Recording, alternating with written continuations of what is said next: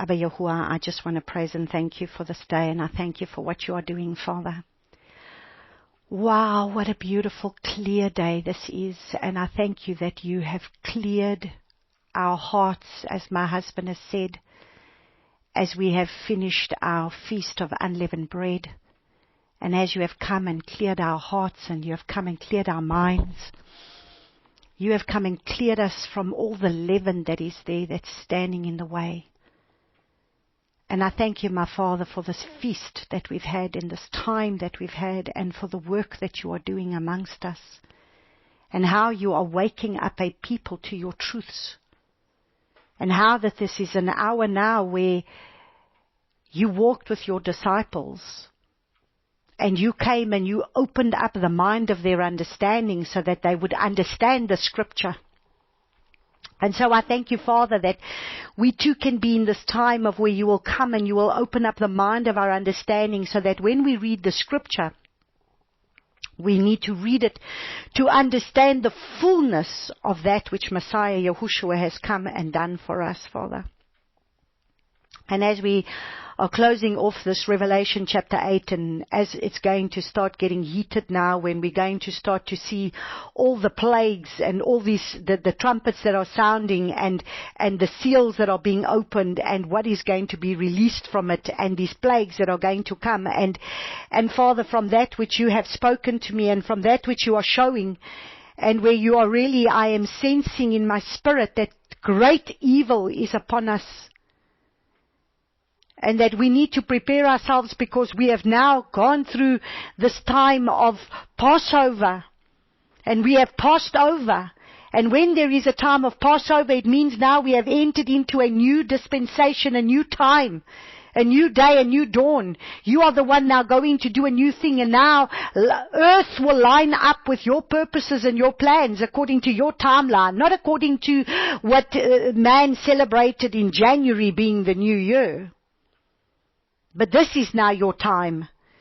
And you have your appointed times of your feasts in order to release your prophetic things that you are doing upon the earth.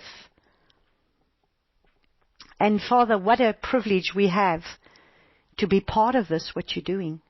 And what a privilege we have of being able to understand, being able to walk out even now the Torah portions according to your alignment of time. Wow! Just to be able to walk that out is a blessing all of its own. For us to understand that you speak so profoundly through your word. And when we see everywhere where we are, whether we are looking at Exodus, where we are in Exodus going into chapter 16, whether we are standing now, whether we are now looking at reading Revelation chapter 8, whether we are now having to sit and work through these Torah portions according to your timeline, everything is coming together so that you are the one that is raising up a people in this time that will be able to be those that will carry the oil. The oil that needs to be able to be given out. The oil that is not going to run out. The oil that is going to start being able to be given out and given out and given out. Like the oil that was with the woman that was going to be, that was in debt. That needed to pay her debt. And he said, get some containers. And we are supposed to be the virgins that are carrying the oil. And you are looking for a house where you can dwell, so that we may serve your people, serve you and serve your people. The two greatest commands, loving you and loving our neighbor. Having our eyes stretched out to you. When Yeshua was impaled at the stake, he lifted up his eyes, he looked to you, and his hands were stretched out to the people. The two commands, loving you, raising his eyes to you, looking to you, the author and the finisher of his faith. And as he gave up his life, he stretched out his hands on behalf of those that he came to be able to reach. And he laid down his life. And may we do the same, Abba Yahuwah. That we can become these altars of incense. That we can become these altars in order to be able to offer you the incense on an altar that can change the way of things that are going in this earth at this point in time. Where you need one that's going to be able to be hearing you and knowing what it is that you are doing in the hour. Because truly the hour is late. And my Abba, I just thank you for the season that we are in. As we are walking out this time. And as we're walking out this time at the moment, we are walking out this time knowing that at this very time was when Yeshua was walking upon the earth. For 40 days he dwelt on the earth. He visited in his resurrected body with his resurrection power. He was walking on this earth. Abba, I pray as Abraham did, do not pass us by. Do not pass us by, my Father. Let us humble ourselves.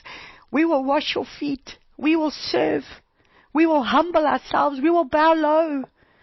Humble ourselves before you, my Father, in this hour. But please don't pass us by. May we be those that will be so aware of your visitation. Because we want to be those that can be the ark that carries your presence in the Holy of Holies to offer you incense. Because our prayers are needed for the dark days that are ahead of us.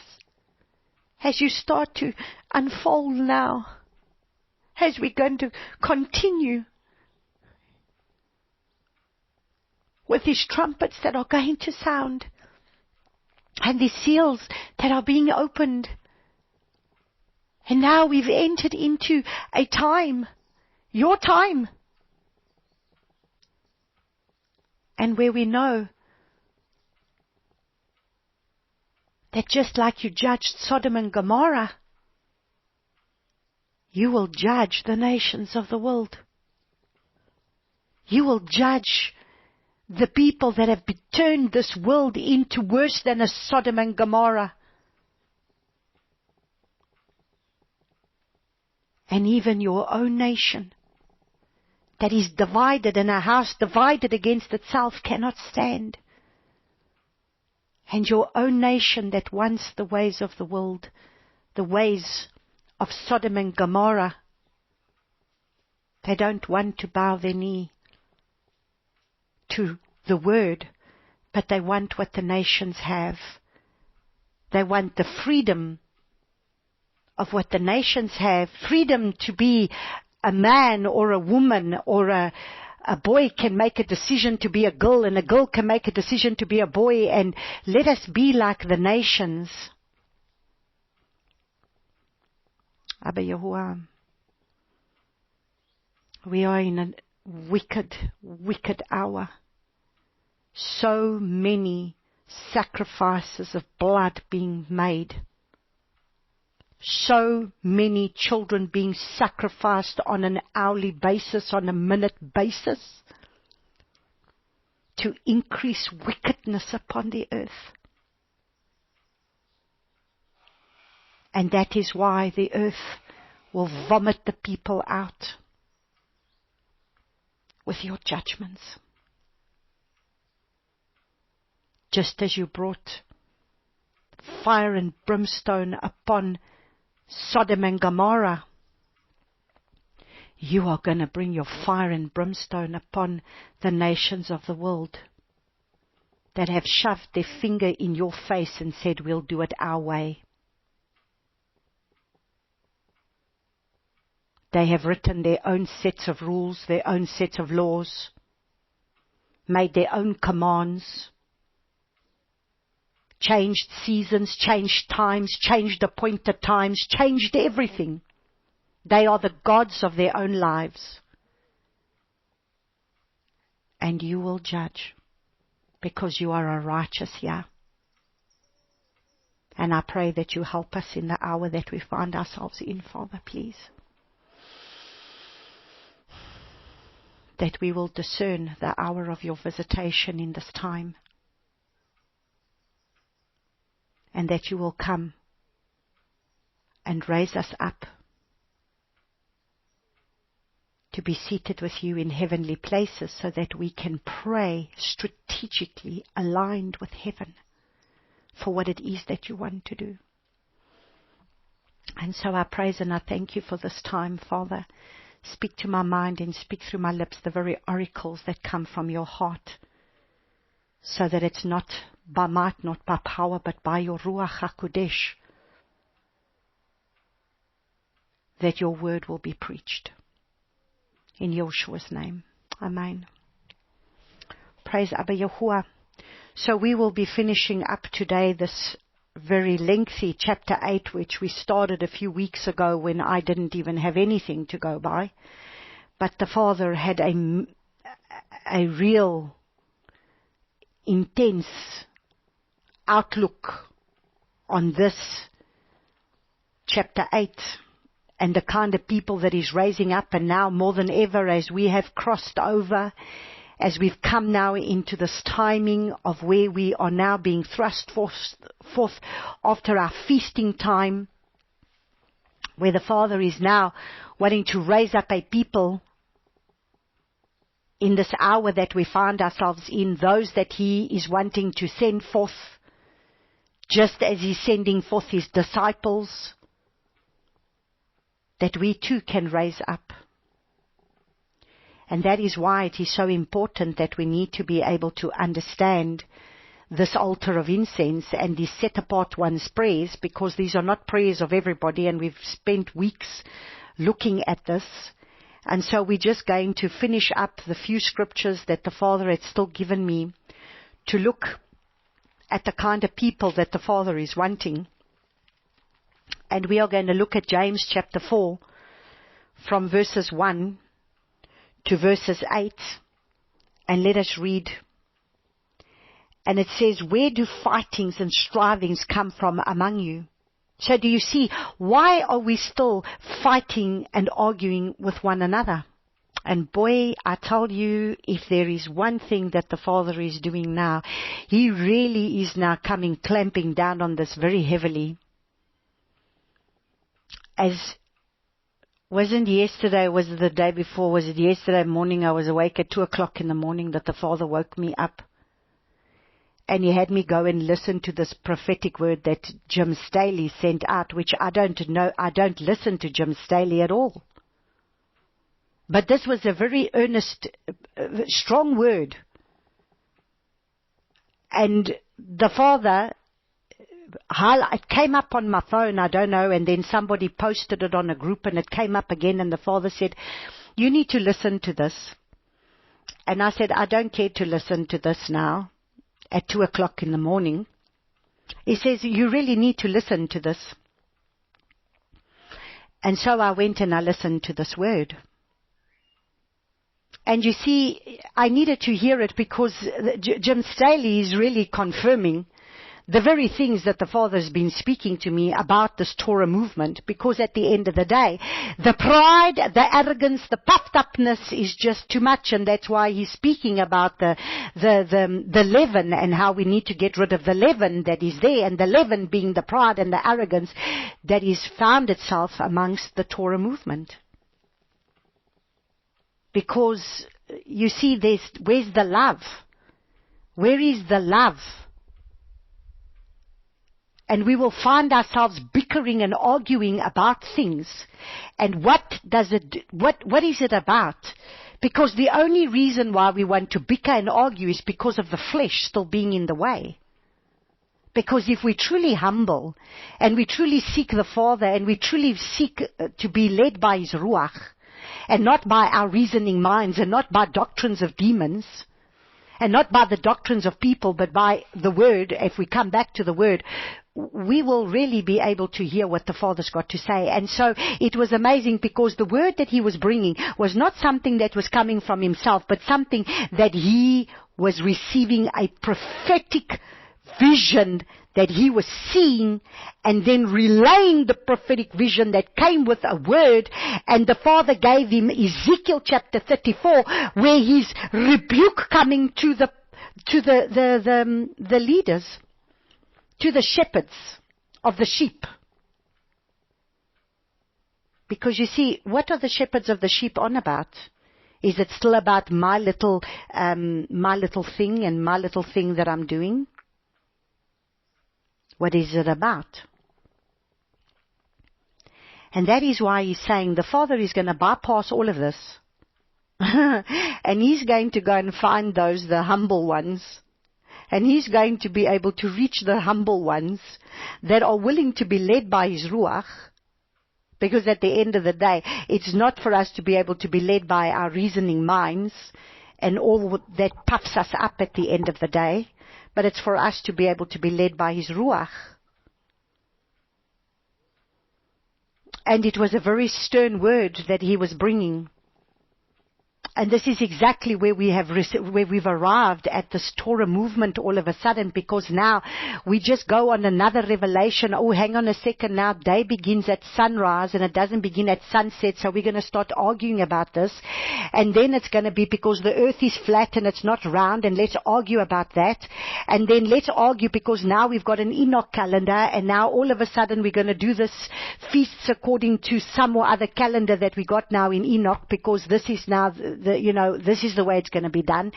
And then it's going to be arguing about this and arguing about that and arguing about everything. And yet at the end of the day, where do the people find themselves at the end of the day? And this is why I say, if we all just humble. You see, in the day of the visitation, it's humble. That's what Abraham did. He humbled himself. When the angels arrived at the city gate in Sodom and Gomorrah, he humbled himself. He put his face to the ground and humbled himself. You see, if we humble ourselves, then we can hear the Ruach speak. But if we don't humble ourselves, we will not hear the Ruach speak. Because it's what I say, there's only one spirit of Yahuwah. And he's not going to lead everybody in different directions of different truths. There's only one truth, and the truth is in the Word, but we must all be willing to humble ourselves and come back to the truth of the Word, because if we come back to the truth of the Word, there's no confusion, and I've never seen so much confusion as what I've seen now. Oh my goodness, even I started to get confused. Where I started to think, is there really two separate days here? One day for Passover, one day for unleavened bread. Is it really two separate days? Because everybody seems to be doing this like this. All of a sudden, it never used to be like that, and all of a sudden it's like this now. I thought, where did this confusion come in? But you see, there's the law of first mention, and the law of first mention is Exodus chapter 12. And so if we just go to Exodus chapter 12, which is the law of first mention in the Bible, we've got our foundation there. And I just had to keep going back to the foundation. But confusion comes in because that's Beelzebub, the spirit of confusion, the Lord of the Flies, that breeds confusion amongst the people. And then what happens? Strivings and fightings. And this is what he's saying. Fightings and strivings come from among you. Do they not come from your pleasures and battle in your members? Why? Because we're not willing to humble. And this is exactly what Jim Staley was saying. So now we want to fight with this one and say, well, we don't want this one there because this one is going to have so many people of the following there and the following there. Listen, the sheep belongs to the Abba Yahuwah. The sheep do not belong to any man. The sheep belongs to Abba Yahuwah, and the sheep will go where they want to go. And they will follow wherever they got to follow. And if the Father wants to hand you over to one that's going to follow astray, it's because you are wanting to follow that because you haven't truly seeked Him in truth. And if He's going to let you go that direction, go. But people are free. But you see, this is what is going on in the body right now. I have never seen such disputing and arguing and And oh my goodness, then it's because this bunch of people are the true Israelites, and now they are these white people in South Africa that are the original, they are now the true Israelites, and they pride themselves now that they are the true Israel, and everybody else is condemned. And then you've got another group of people that they are now the African American Jews that now call themselves to be the original ones, and it's just puffed up and pride. And meantime, behind the scenes, he says, you know what, well, you people are still all arguing with one another. Don't worry. I'm going to find myself a humble people because I know where my 12 tribes are. And I'm the one who gathers them. Wow. That is what Elisha did when he lay on that young man that was dying. The man that was dead. He laid on him and he breathed his life in him, and he will gather those 12 tribes. He will gather the dry bones. He's going to raise up his 12 tribes. He's going to raise up the 2 sticks to become one house. This is not a doing of man. This is the Father's doing. And while man is still arguing with each other about where we are the original ones, and then we're so arrogant and we're so fighting each other, he says, well, I'll bypass all of this. And this is exactly what he was saying as well. He's going to bypass all of that, and he's going to raise up humble people that are just wanting to serve the people, that are just have the heart of the Father. And he will go and find where those humble people are, because they have the right heart and they are seeking the Father. And if they're seeking the Father is going to meet with them. Well, the puffness and pride is still going on in the rest of the church. And this is exactly what he's saying. You desire and you do not have. You murder and are jealous and are unable to obtain. You strive and fight and you do not possess because you do not ask. And then if you ask, how do you ask? You see, now let's see. You ask and you do not receive because you ask evilly in order to spend it on your own pleasures. On your pleasures. You see, when the woman, the Shunammite, that helped, she was one that served Elisha. She built him a room. She didn't require anything. She didn't ask him for anything. She served him. She didn't ask him for anything. She was there to serve. She understood he's a man of Yahuwah. He's a prophet of the Father. He's coming past here and he needs a place to stay. But you see, we seek the things of the Father with the wrong intentions because it's about us becoming great. This is not about us. This is about the Father. And that is why the Father goes to a humble person. And he uses the humble. Why? Because all they want is to serve the Father. All they want is not because they have to obtain all this knowledge, because they want to be seen as great. They want to serve the Father. It's all about Him. Adulterers and adulteresses, do you not know that friendship with the world is enmity with Yahuwah? Whoever therefore intends to be a friend of the world makes himself an enemy of Yahuwah. So you see, all you'll get all these prophets and these teachers and these pastors and these evangelists. They raise themselves up and they raise their ministries up and they want a name and they want the fame. And then it's send this and give that and all of this. And what is it about? Is it really about the Father's kingdom, or do they have to keep bringing out the next prophetic word and the next prophetic word and the next prophetic word because they have to keep the people entertained?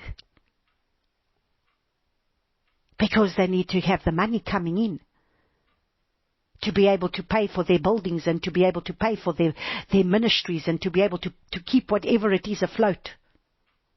And I say to myself, oh Father, from where have we fallen? And that's why the rebuke is going to come to the shepherds, because he's now going to judge the shepherds. And that's why he said, He said to him in Ezekiel 34, Son of man, prophesy to the shepherds of Israel, prophesy and say, thus says Yahuwah, woe you shepherds of Israel, and you have been feeding themselves. Should not the shepherds feed the flock? That's why he said to Peter, Peter, do you love me? Feed my sheep. He didn't say, while you feed the sheep, you know what, then you're going to get paid for it. You do it willingly. You don't need to be paid for it. It's part of what you have to do. It's part of your call. And the Father knows how to be able to bring, when He needs finances, the Father knows how to bring in the finances. We don't need to worry about that. Father does what He needs to do. Believe you me, I know. At the end of the day, it's His kingdom, where He guides, He provides, He does what He needs to do. And so He says, or do you think that the Scripture speaks to no purpose? Does the Spirit which dwells in us intensely crave unto envy? So then we envy one another. We envy this one's gift, and we envy that one's gift, and we wish we could do that, and we wish we could do that. And then instead of us being secure in where we are, in where the Father wants to use us, no, we envy somebody else's gift, and then we want to be like that person, and we envy that person's gift, and that's why we're striving against each other. Because we envy. And at the end of the day, that's jealousy, which builds hatred in a person anyway. But He gives greater favor because of this. He says, Allure resists the proud, but gives favor to the humble. There you go. So what is the Father going to do? He will find a humble servant, because He understands that that servant is just wanting to serve Him. Joshua came asking for nothing. Joshua served his disciples. He asked for nothing. He laid down his life for them because of love. He didn't ask for anything in return. All he said was, follow me. Because he was the example. And that is why right at the end in John chapter 21, he turns around and he says, now follow me. What I did, you do also. There were times he didn't even have a place to lay his head. And I am preaching the sermon to myself today. Because on Tuesday I was not in a good space. Because it was my mother's 80th birthday. My husband went back to Johannesburg. I wanted to be there for my mother's 80th birthday. My whole family was coming together, celebrating my mother's 80th birthday. But I could not be there. Because I am here. And I said, my Father. And all He said to me, my child, there's a price to pay to follow me. There is a price to pay. And I said, my whole family is there. I am the only one that is not there. You follow me. Does it make it easy? No, it doesn't make it easy. It doesn't make it easy.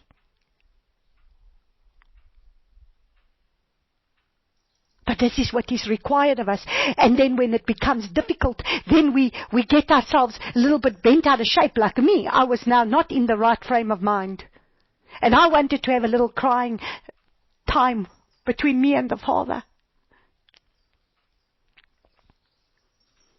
And I just had to be reminded. I'm not here to follow man. I'm here to follow Him. And because I have to follow Him, it's going to come with a price. And this is what we all must understand. I am not no exception to the rule. We all have to lay down. We all have to pay a price. No one is higher than the other, because Joshua said, you are to be able to lay down all for the one who leaves mother, father, brother, sister, son, daughter, everything, and follows me. That is what's required of all of us. And we're all going to be put to the test in the days ahead, because it's coming. If we haven't already been put to the test. And so that is why He wants the humble. So then subject yourselves to a lure. Resist the devil and he shall flee from you. So So we are to submit to the Father in everything. And then we will resist the devil, and then he will flee from us. Draw near to Eloah, and he shall draw near to you. Cleanse hands, sinners, and cleanse the hearts, you double-minded. So you see, this is what he's saying to us. That's why we did the Feast of Unleavened Bread, to be able to cleanse our hearts, to be able to cleanse our hands. Who may ascend the mountain of Yahuwah? Those with clean hands and a pure heart. Cleanse your hearts. We are not to be double-minded, because now is the hour that we're going to have to look and see, are we going to be like Abraham? You know what? He's just had chapter 12. The father went and called him out.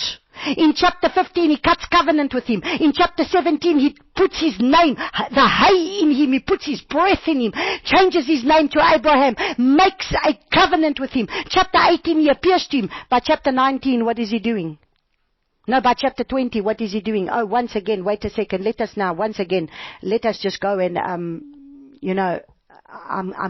just going to, just say Sarah, by chapter 20 he's being told, chapter 18 he's being told that Sarah's going to have his child. But by 21, what is he doing? He's sitting with Abimelech, and he's now going to say, this is my sister, because he's fearing man. You see, we need to make a decision. We cannot be double-minded. If Yahuwah is the way that we got to go, that is the way that we go. If this is His word, and this is what we're going to die by, this word. But we have to stand by this word. And that is why He was put to the test. And we see, and that's why I love the story of Abraham. I love the story of Abraham because it makes room for me.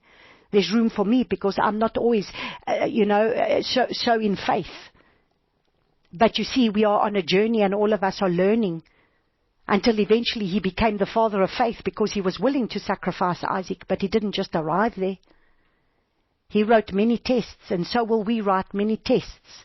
But praise the Father, with every test that you write, you're coming closer to being able to be delivered. You're coming closer to being able to walk with the Father in the fullness of what He wants. And so He says, lament and mourn and weep, and let your laughter be turned to mourning, and your joy to dejection. Humble yourselves in the sight of the Master, and He shall lift you up. So you see, the more you humble yourself, the more you go lower, the more He's the one who's going to lift you up. We just need to humble ourselves in the sight of Abba Yahuwah. And when we humble ourselves in the sight of Abba Yahuwah, He's the one who's going to lift us up. Brothers, do not speak against one another. He that speaks against a brother and judges his brother speaks against Torah and judges Torah. And if you judge Torah, you are not a doer of Torah, but a judge. So we must understand. We have to be patient with one another. We have to endure. We have to embrace. Nobody has arrived. And now we have gone through this time of leaven. We've gone through this forgiveness course. We've gone through the 70 times 7 forgiveness course. So we must be quick to forgive. We must be quick to release. We must be quick to be able to walk set apart before the Father. We have to keep short accounts to move forward. Let's look at James chapter 5 from verses 16. Confess your trespasses to one another and pray for one another so that you are healed. And the earnest prayer of a righteous one accomplishes much. So you mustn't be scared. You see, do we have someone that we can trust, that we can go to? But you see, this is the problem. We can't trust people. You go to people and you want to confess your sin to the people, and you know what they do? They then use it against you. Oh boy, I know this one only too well in many, many aspects. And then you want to bottle yourself up. Because now you know what, you don't want to expose yourself. But He tells you, confess your sins to one another, so that you are healed.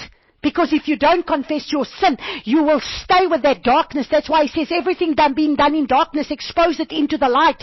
Because if you can expose it, then that means that the enemy has nothing on you. But if you conceal it and you hide it, then the enemy is brewing in that area in your life. And that which you are doing in darkness is going to eventually be exposed in the light for all to see anyway. So it's better to confess it. You know what? I would rather tell people about my failures than my victories, because I have many failures. And yes, people can put me down because of my mistakes, which I do many, because nobody has arrived. Praise Abba Yahuwah. We have only one perfect one, and that is Messiah Yahushua. We are all sinful people because we have a sinful nature. And every day we have to make a choice to crucify that sin nature. It doesn't just automatically get crucified. You have to make a decision every day to be able to crucify that flesh nature, because it just takes one little thing for that flesh nature to come up. Doesn't take much.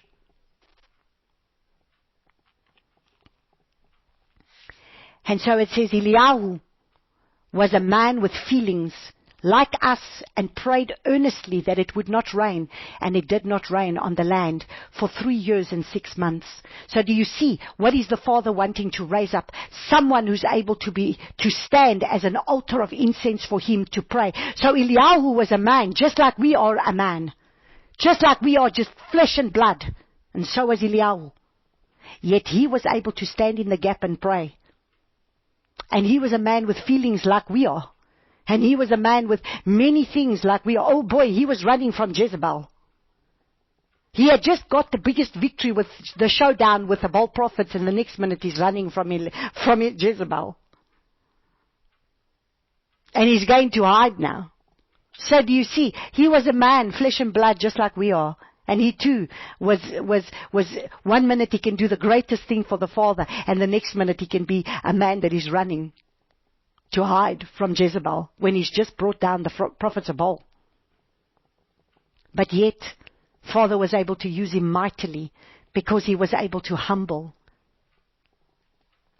And he prayed again, and the heavens gave rain, and the land brought forth its fruit. Brothers, if anyone among you goes astray from the truth, and someone turns him back. So you see, when you see your brother go astray, you gently go by your brother, and you gently speak to your brother. But the problem is, in this day and age, we go by the brother, we try and speak to the brother, and then because of arrogance and pride, the people don't always listen.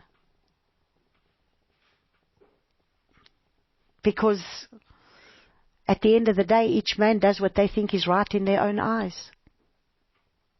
And this is where the problem comes in. We cannot help one another. We cannot correct one another. We cannot, if we don't correct one another, then we will go astray. The Father will hand us over to our evil nature. And let him know that he who turns a sinner from the straying of his way shall save a life from death and cover a great number of sins. So you see, love will cover a great number of sins if we just embrace the brother or the sister. But in these days it's very difficult, because sometimes you want to reach the brother or the sister, and then they block you on the phone. So then you can't even reach them. So it's difficult. But you know what? Wherever we can, we have to love, and we have to embrace, and we have to help one another. Nobody's arrived. Okay, let us read now Ephesians chapter 4. Ephesians chapter 4, verse 17. These are just scriptures that we're finishing up in order to understand that we need to become an altar for the Father.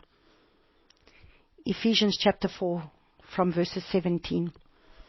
We are going to read from verses 17 to chapter 5. We are going to read chapter 4, and we're going to read chapter 5, because this is so powerful, these scriptures, for us to understand that these are the kind of people that we need to be. And it says, all right, let's just actually read from verses 13 until we also, it says, for the perfecting. So the Father will gives us emissaries, apostles, prophets, evangelists, shepherds, teachers, for the perfecting of the set-apart ones, to the work of service, to the building up of the body of Messiah, until we all come to the unity of the belief. So you see, we're all supposed to be coming to the unity of one belief, not 10 different beliefs, and of the knowledge of the Son of Elohim, to the perfect man, to the measure of the stature of the completeness of Messiah, so that we should no longer be children tossed by, you see, so what happens when there's strivings amongst us? It's because of what? Because we should no longer be children tossed, borne about by every wind of teachings.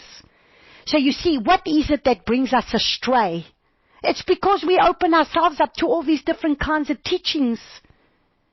And then we learn one thing and we're going right in the thing, and then the next minute we go and learn something else, and we learn something else, and this is what keeps coming around. And then we think that, oh no, this is the new revelation now. I have never seen so much strife just from, I have seen how much strife has come. We had people that seriously came up against the one friend and myself because of that they so strongly believed in the earth being flat that I actually have lost 2 relationships because of them carrying on with me about the earth being flat. And I said, but what difference is that going to do in our walk with the Father? Yeah, but you're deceived. I said, what deception is that's going to create a difference in my relationship with the Father, whether the flat is earth or round?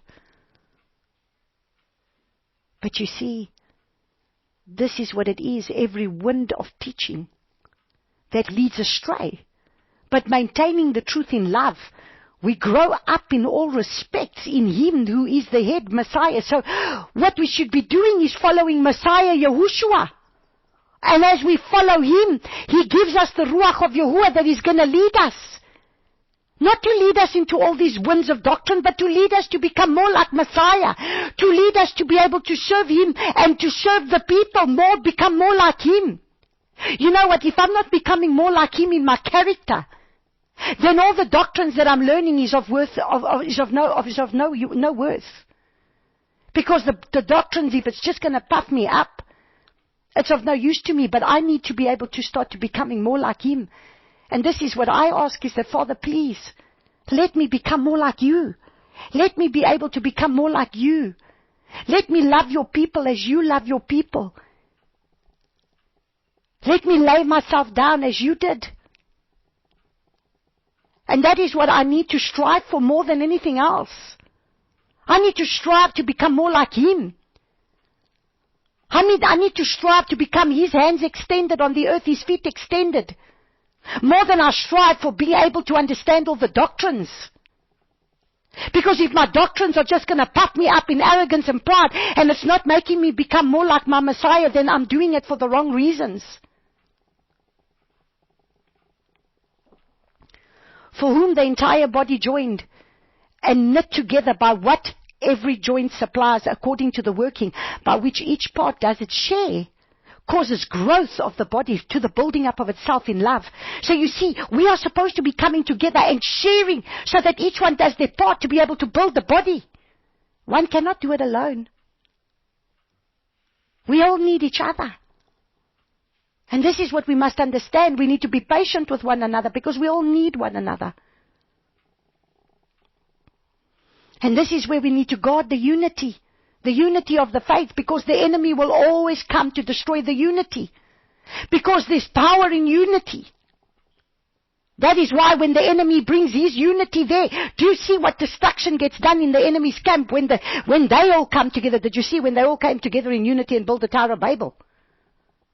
Mighty things can get done when there's unity. Either for good or either for bad. And this is what we must understand. So this I say, and witness in the Master, that you should no longer walk as the nations walked in the futility of their mind. So you see, we're not to walk as the nations walk. That is why we are to be able to understand that the Father wants a circumcision of the heart. Now, if all we do is circumcise the flesh of the foreskin, and being able to walk out the Torah in the law of the word, and we don't have the spirit of the word, that circumcises the heart and crucifies our flesh man and gets us to humble ourselves before the Father and walk before Him. Not just that we will put the letter of the law into practice without the spirit of the law. Because the spirit of the law is what we need in order to be able to crucify our flesh. So that it's no longer I that live, but Yeshua that lives in me and through me the hope of glory. So that I can be a light that shines in the dark world. So that people can see the works that we do and praise the Father for what He is doing. Having been darkened in their understanding, having been estranged from the life of Elohim because of the ignorance that is in them, because of the hardness of their heart. So you see, if we harden our hearts to the Ruach of Yahuwah, we're trying to lead and guide and teach, and we don't want to crucify our flesh. And when the Father deals with us in an area and says, this area, yeah, you need to change, and we continue to harden our hearts, who do we harden against? We harden against Him, and we will not move past that place where we will be. Who having become callous, have given themselves up to indecency, to work and uncleanness and greediness. So you see, eventually what ends up happening?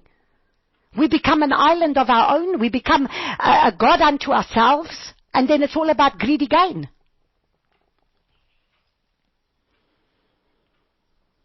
But you have not so learned Messiah, if indeed you have heard Him and were taught by Him, as truth is in Yeshua, that you put off with regard to your former behavior. So do you see? We have to put off the former behavior, the old man, being corrupted according to the desires of the deceit. So if we are not changing the old man, and we are not crucifying and nailing the old man to the stake, and crucifying our flesh nature, that raises itself up all the time. And we will keep going around the mountain. Oh, I know. The test keeps presenting itself, and it will keep presenting itself until we change. That you put off and regard your former behavior, the old man being corrupted according to the desires of the deceit, and to be renewed in the spirit of your mind. So you see, we need to be renewed in the spirit of your mind, that you put on and the renewed man, which was created according to Elohim in righteousness and set apartness of the truth. Therefore, having put off the false, speak truth, each one with his neighbor. For we are members of one another. Be wrath, but do not sin. Do not let the sun go down on your rage, nor give place to the devil. Let him who stole steal no more, but rather let him labor, working with his hands what is good, so that he has somewhat to share with those in need. Let no corrupt word come out of your mouth, but only such as is good for the use of building up, so as to impart what is pleasant to the hearers. So let us not keep speaking the negative things. We need to speak life. Life brings birthing. Negative words bring death. We have to speak life.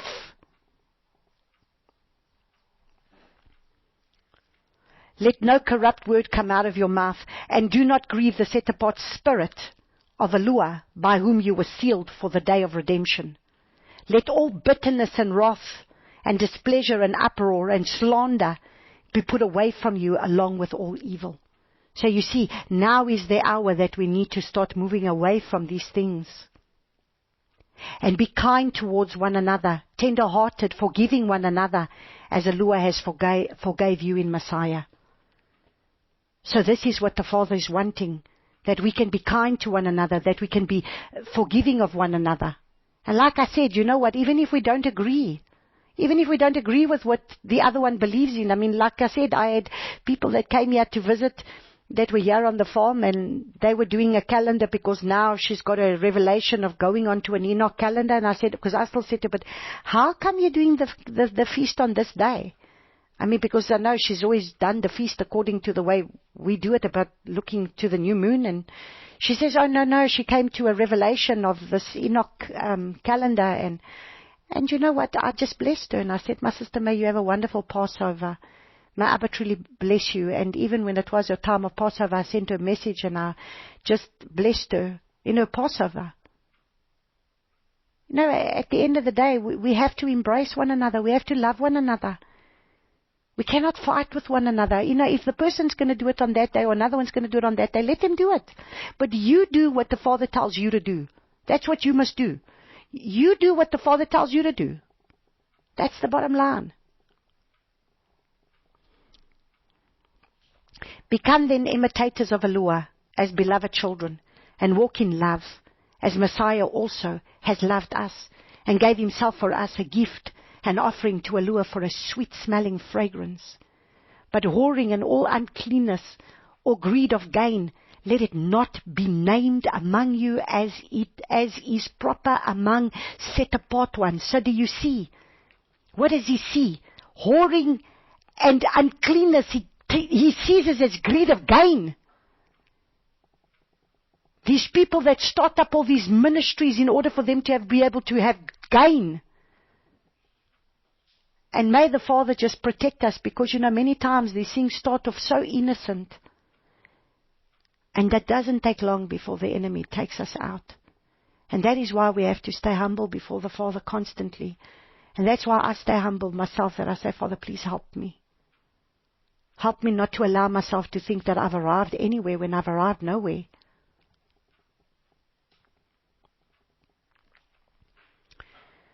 Neither filthiness, nor foolish talking, nor coarse jesting, which are not fitting, but rather thanksgiving.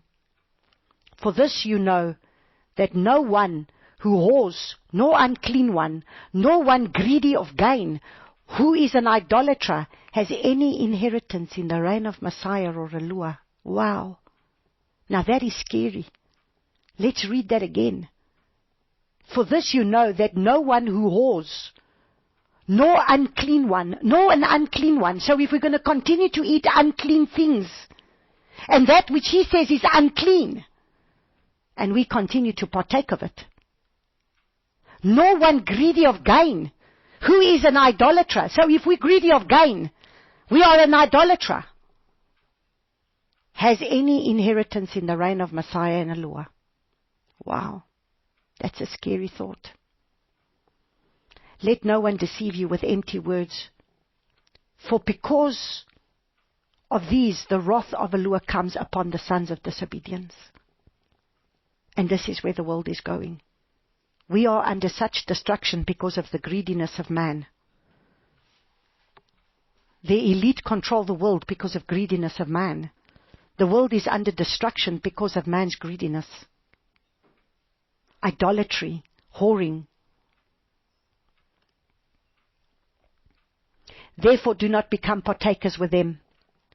For you were once darkness, but now you are light in the Master. Walk as children of light. For the fruit of the Spirit is in all goodness and righteousness and truth. So that is the work of the Ruach. All goodness, righteousness and truth. Proving what is well-pleasing to the Master, and have no fellowship with the fruitfulness works of darkness, but rather convict them, expose them. For it is a shame even to speak of what is done by them in secret. But all matters being convicted are manifested by the light, for whatever is manifested is light. That is why he said, wake up you who sleep, and arise from your dead, and Messiah shall shine on you. See that you walk exactly, not as unwise, but as wise. The 5 wise virgins that had oil in their lamps, redeeming the time because the days are wicked. So then do not be foolish, but understand what is the desire of Yahuwah. Do not be drunk with wine, in which is loose behavior, but be filled with the Spirit. So you see, are we still craving the wine of the world? It's like I sat there and as I was looking at this Torah portion with Lot's daughters, and I thought to myself, my goodness, did they actually leave with bottles of wine that they went and made their father drunk?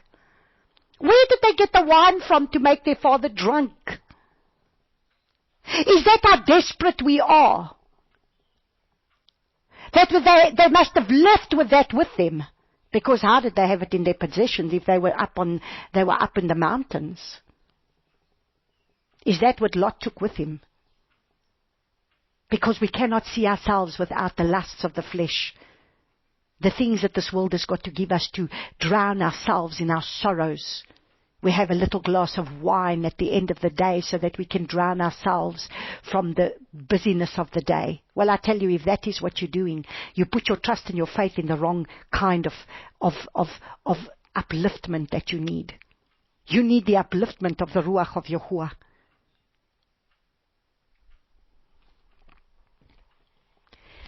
Speaking to each other in psalms and songs of praise and spiritual songs, singing and striking the strings in your heart to the Master. So you see, rather put on some music at the end of the day and start to worship the King. And believe me, it's just a matter of time before all of a sudden this song raises up in your spirit and you will start to come alive with the Ruach within you. Giving thanks always to Eloah, the Father, in the name of the Master, Yahushua Messiah, subjecting yourselves to one another in the fear of Eloah.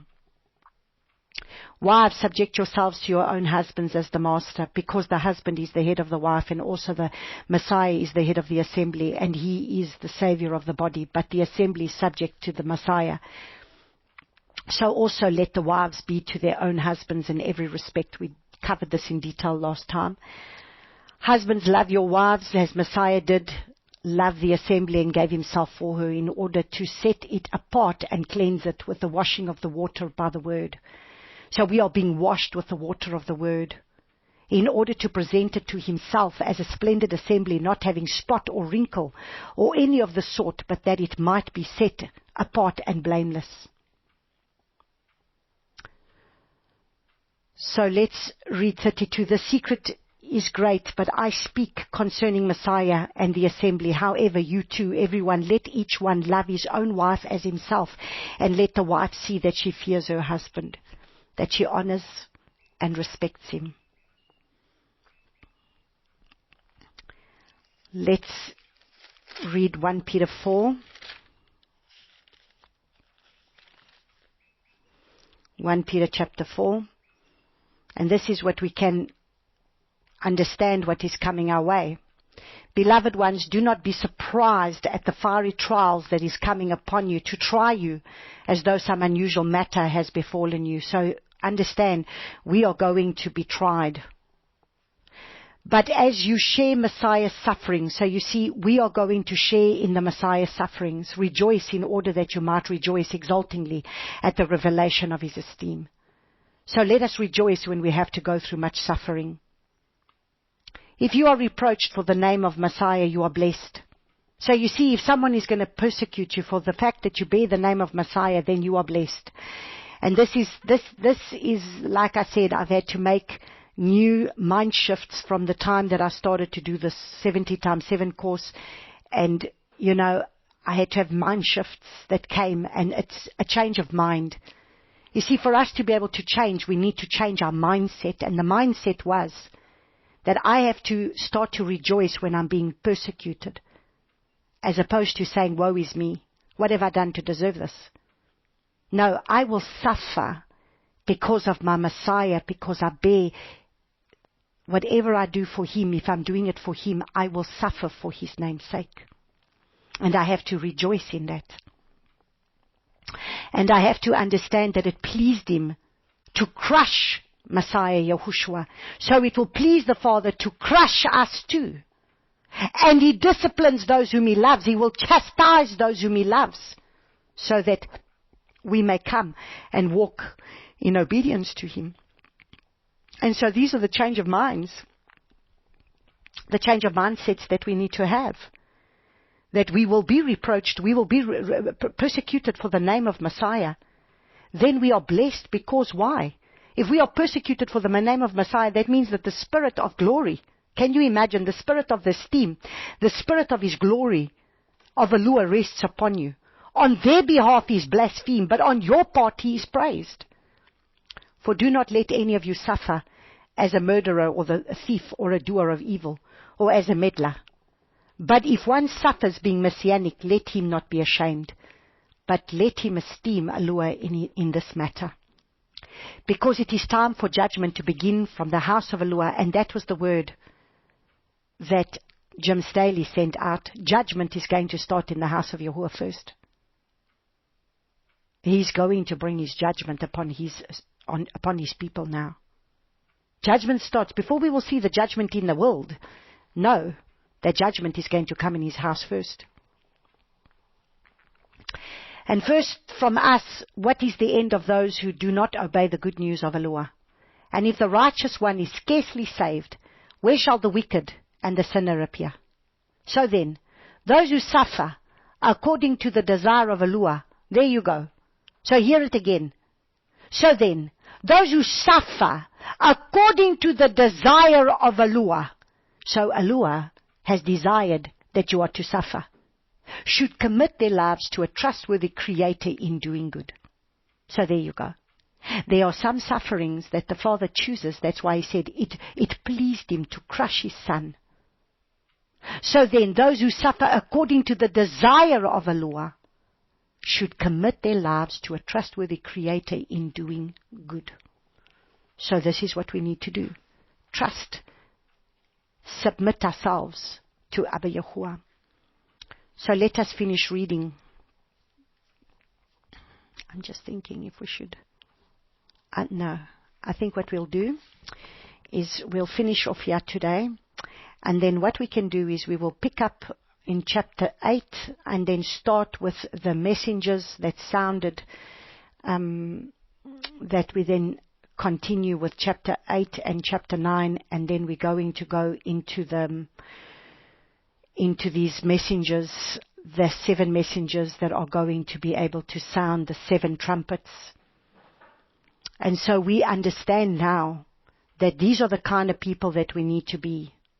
This is the tabernacle that must carry the presence, so that we may be able to do what it says in verse 4, and the smoke of the incense with the prayers of the set-apart ones went up before Elua from the hand of the messenger, and the messenger took the censer and filled it with fire from the slaughter place and threw it on the earth.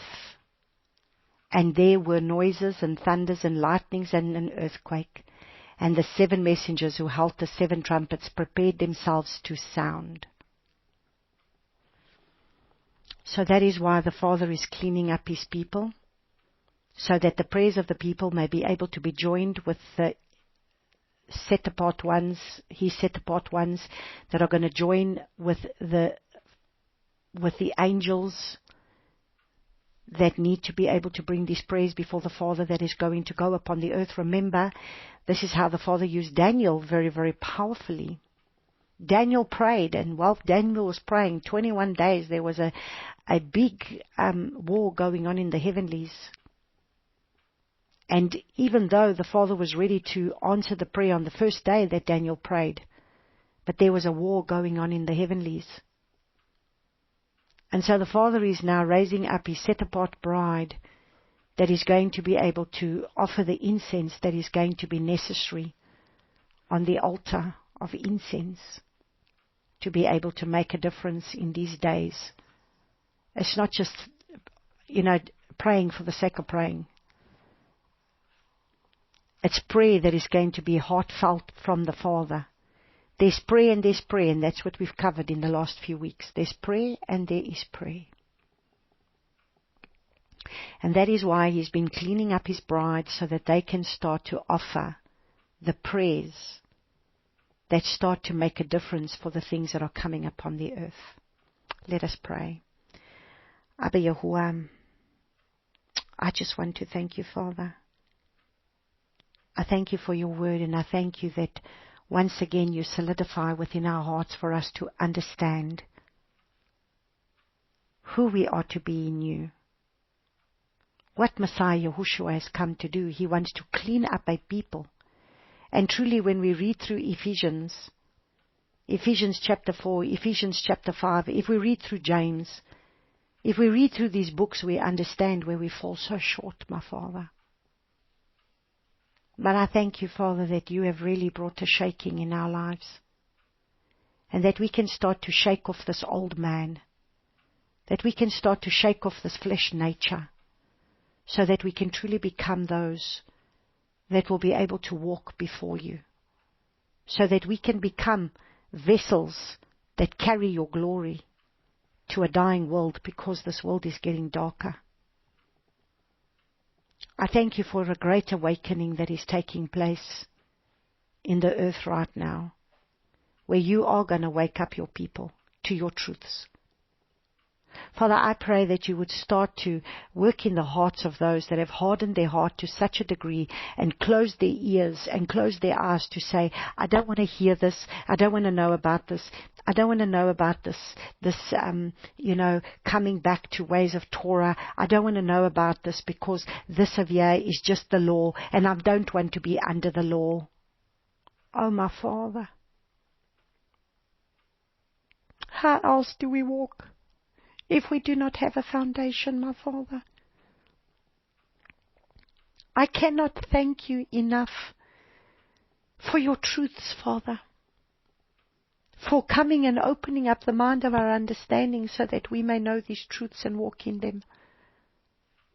And Father, for those that are still rebelling, that do not want to hear these truths, that do not believe that they need these truths, that are in a church system and very happy to be in their church system and think that this church system is the right way.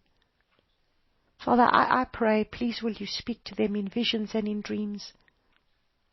You are so faithful to find your people that even this morning as I was seeing how these so many children in Turkey that was buried under the rubble saw a man dressed in white coming to feed them,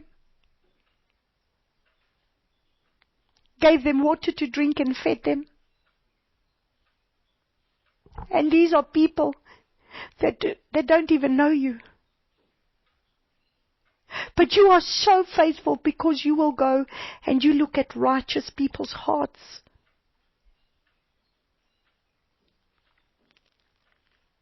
And some of these families, and I have seen them in Turkey, Father, they might only know Islam, but yet in their lives they try and live righteous. And this is the only truth that they know, is the truth of the religious system that they have been taught. But I ask you, my Father, please, Father, will you open their eyes? As I know that destruction is coming. And there's so many that have not seen you, that have not heard the truth of your gospel, of the truth of your word, to really come back and repent and come back to walk out your ways. Let your truths be spoken now, Father.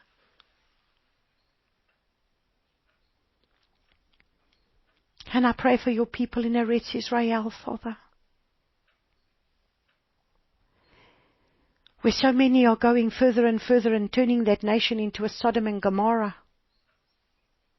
But I ask you, my Father, will you please have mercy for the sake of your remnant that dwells in the land? And where you have said, I will bring 2/3. 2/3 will die and 1/3 I will bring through the fire. Abba Yahuwah, I pray for your mercy. I pray that you reveal yourself to your people, Father. Be it in visions, be it in dreams. Reveal yourself to your people in this hour, so that they will not be caught unawares.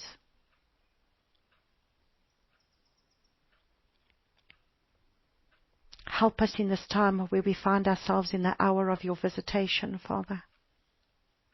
That we humble ourselves under your mighty hand. Visit us, I pray, Father, so that we can be those that will be filled to capacity with your oil overflowing. praise and I thank you for this in Yeshua's name. Let us read the Aaronic blessing. Yevarechecha Yehovah v'yishmerecha. Yair Yehovah panav elecha v'yichunecha. V'yisa Yehovah panav elecha v'yasim lecha shalom. Yehovah bless you and keep you. Yehovah make his face to shine upon you and be gracious unto you. Yehovah lift up his face upon you and give you shalom. Amen. Shabbat shalom.